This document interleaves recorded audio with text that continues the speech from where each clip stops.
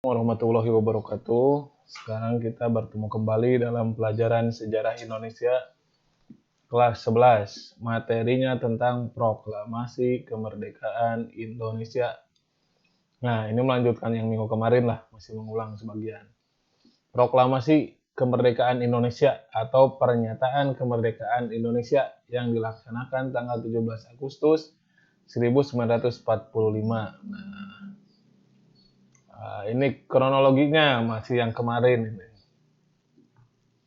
Ini dalam rangka Perang Dunia II kan, yang kemarin tanggal 6 kota Hiroshima dibom. Tanggal 9 kota Nagasaki dibom. Nah, karena udah dibom dua kota ini, maka tanggal 14 Agustus 1945 Jepang menyerah terhadap sekutu. Nah, berita kekalahan Jepang itu terdengar 14 malam itu terdengar lewat radio yang disembunyikan oleh golongan muda lah kayak Syahrir yang bergerak di bawah tanah ketika zaman pendudukan Jepang. Nah, terdengar, makanya si para pemuda itu menyampaikan kepada Soekarno yang baru datang dari Dalat itu, dari Vietnam, bertemu dengan Soekarno tanggal 15-nya untuk menyampaikan, mendesak Soekarno untuk segera memproklamasikan kemerdekaan.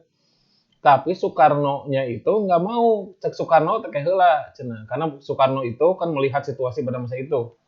Dan dia juga tidak bisa mengambil keputusan karena ada anggota PPKI-nya, dia sebagai ketuanya. Tapi harus rapat dulu dengan anggota PPKI. Nah, pemuda kan nggak bisa, pemuda itu semangatnya tinggi. Pemuda itu tetap mendesak.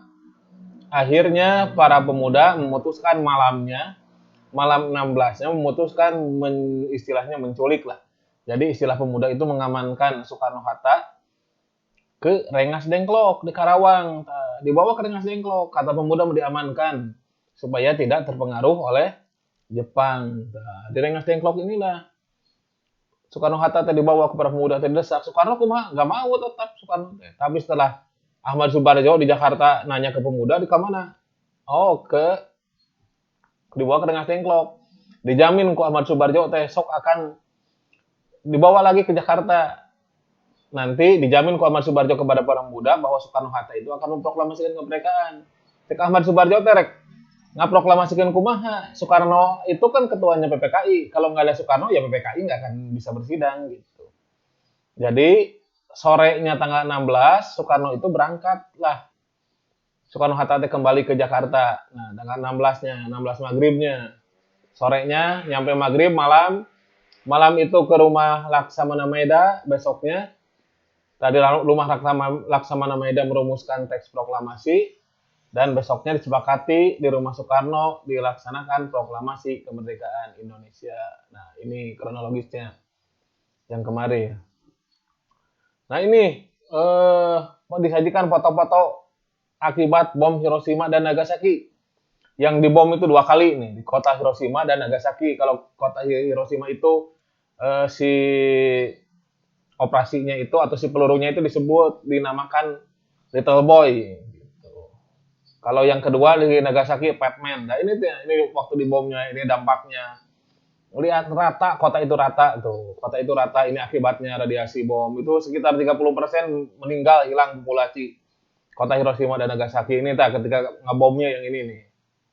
Nah, ini makanya Jepang langsung menyerah. Karena nanti ya habis lah. Nah, ini foto di kapal Misuwari ketika penyerahan Jepang terhadap sekutu di kapal perang. Ini menteri luar negerinya.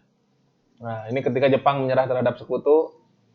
Ini rumah ini orang keturunan Tionghoa. Ini rumahnya yang dipakai di Rengas Dengklok itu Soekarno dibawa ke sini.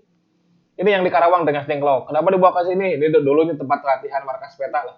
Dekat markas peta menurut pemuda ya aman. Di sini. Di Rengas Dengklok itu rumahnya ini yang digunakan, yang dibawa Soekarno-Hatta itu. Nah, ini ketika rumah Laksamana Maeda ini. Ketika merumuskan teks proklamasi ini ketika Soekarno-Hatta Ahmad Subarjo merumuskan teks proklamasi, ketika Sayuti Melik mengetik hasil tulisan Soekarno. Nah, si teks proklamasi itu karena ada terjadi perdebatan, saya nunda tangannya teks Soekarno teh. Udah aja lah. Siapa Soekarno lah gitu. Udah Soekarno, jadi Soekarno yang menandatanganinya atas nama bangsa Indonesia, ditandatanganinya di atas piano ini. Nah, ini ketika proklamasi besoknya. Nah, ini yang diketik, ini yang ditulis konsepannya. Yang otentik itu yang mana? Yang ini yang dibacakan itu yang diketik. Nanti kamu cari perbedaannya apa. Nah, ini Soekarno ketika membacakan, ini Soekarno. Ini ketika pengibaran bendera. Nah, ini foto-fotonya yang tersimpan sampai sekarang. Tidak banyak, karena itu ke Jepang mau diambil itu asalnya foto-foto. Nah, ini malahan ini sempat dibuang ini. Ku Sayuti Melik itu dibuang karena udah diketik ya dibuang aja. Diketemukan sama BM Diah, nanti diambil lagi. Nah, apa maknanya sih proklamasi kemerdekaan itu tanggal 17 Agustus? Nah, proklamasi itu merupakan wujud puncak perjuangan kemerdekaan bangsa Indonesia. Bangsa Indonesia jadi merdeka. Terus apa lagi? Yang kedua, proklamasi itu sumber hukum pembentukan negara Indonesia. Ya, terbentuklah NKRI itu tanggal 17 Agustus. Sebelumnya kan dijajah. Yang ketiga, pernyataan de facto pada dunia bahwa Indonesia telah merdeka. Iya, Indonesia merdeka. Sudah menyatakan merdeka. Bukti pada dunia. Yang keempat, proklamasi itu sebagai alat untuk mencapai tujuan dan cita-cita bangsa. Ya, kalau merdeka nggak mungkin, kalau nggak merdeka nggak mungkin tujuan itu bisa tercapai. Terus yang kelima, jembatan emas menuju masyarakat adil. Ya kalau merdeka baru bisa diwujudkan itu masyarakat adil, makmur dan berdaulat.